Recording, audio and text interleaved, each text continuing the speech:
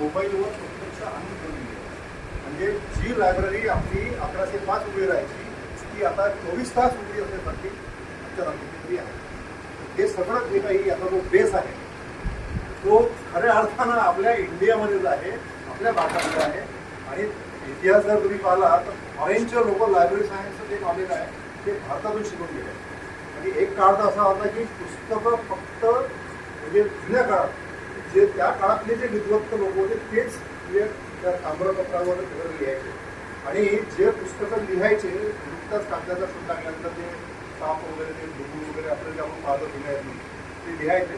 तर ते पुस्तकं फक्त सामान्यांसाठी नाही तर राजा महाराजांसाठी ते आध्यात्मिक कार्य फक्त लिहिलं जायचं. पुस्तकात साखळी कंदाला बांधून ठेवून द्यायचे आणि त्याला एक्झिबिट करायचे जेणेकरून कोणा हाताळलं नाही पाहिजे, चोरलं नाही पाहिजे, म्हणून फाडलं नाही पाहिजे. कारण ते पेजची क्वालिटी त्यावेळेसची, प्रिंटिंगची क्वालिटी त्यावेळेसची हस्तलिखित असायची.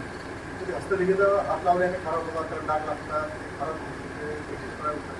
त्याच्यामागची भूमिका ते होती की संरक्षण महत्त्वाचं आहे, फाटलं नाही पाहिजे. भलाही कोण वाचण्याने चालतं. आता आपण थोडंसं उलट्या पद्धतीने पाहिजे. आता वाचता वाचता फाटलंच चालते, हरवलंच चालते, पण ते वाचलं गेलं पाहिजे. आता ही कन्सेप्ट असते. तर आपल्याला या संदर्भातला जो काही मूड आहे डॉक्टर एस आर रंगनाथन यांच्या संदर्भातला एक आपल्याला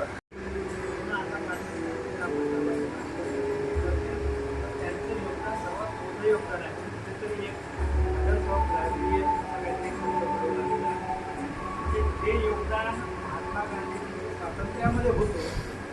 तसंच योगदान ग्रंथालयाच्या उत्पत्तीसाठी, ग्रंथालयाच्या कामकाजासाठी आणि चळवळीमध्ये 1972ला त्यांचं निधन झालं. तेव्हापासून डॉक्टर रंगनाथन ही जी वाचनालयाची चळवळ आहे ते पुढे नेण्याचं काम अनेक ग्रंथपालांनी, अनेक विचारवंतांनी, अनेक संशोधकांनी ते पुढे केलेलं आहे. याच्यातून फक्त आपण सर्वजणांनी एकच घ्या की ते जे काही मुद्दे मांडलेले आहेत त्याने पण क्लिप तयार केलेली आहे. त्या क्लिपवरून आपल्या लक्षात येईल की कोणकोणत्या स्टेपनी कोणकोणता प्रवास आपल्याला मांडायचा आहे.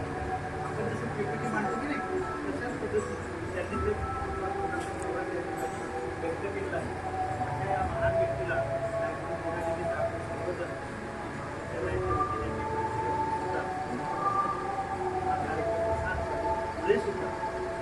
दुर्दैव आहे मित्र.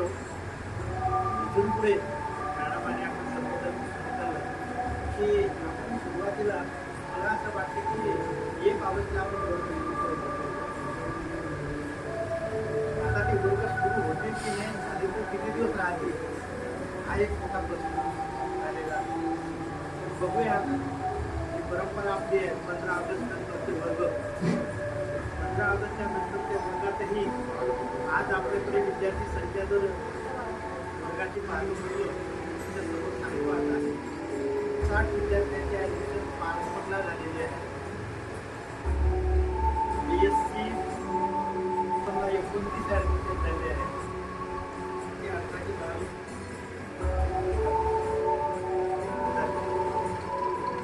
ही संख्या बोलतो म्हणजे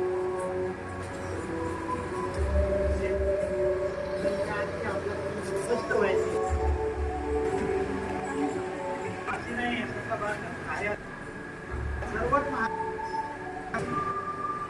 आपल्याला नक्की करावं लागलं पाहिजे की जर आपल्याला न्याय तर आपल्याला घटक मानतो. कारण त्याच्याशिवाय आपण म्हणून 15 ऑगस्टच्या नंतर प्रत्येक शिक्षकांनी खूप केलेले आहे. म्हणून त्यांना किती रिस्पॉन्स ते जोपर्यंत आपल्यापर्यंत येत नाही तोपर्यंत आपल्या महाविद्यालयात प्रत्येकाने तो की विद्यार्थी शिक्षकाकडे म्हणजे 15 ते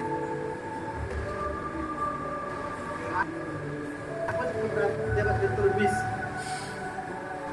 15 ते 16